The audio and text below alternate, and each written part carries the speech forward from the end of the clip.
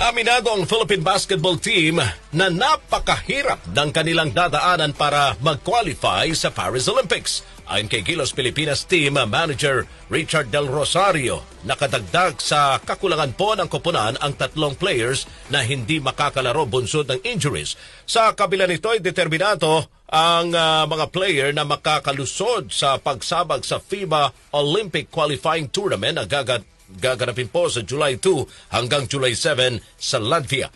Anya kahit papano, may lakas pa rin ang Gilas sa pangunguna ng veteran at 7-time MVP na si Junmar Fajardo. Inaasahang babawi si Junmar lalo na at nung huling window ay hindi rin ito nakalaro dahil sa injury. Mamayang hapon may tune-up game ang Gilas laban sa Taiwan Mustangs sa Phil Sports Arena sa Pasig City.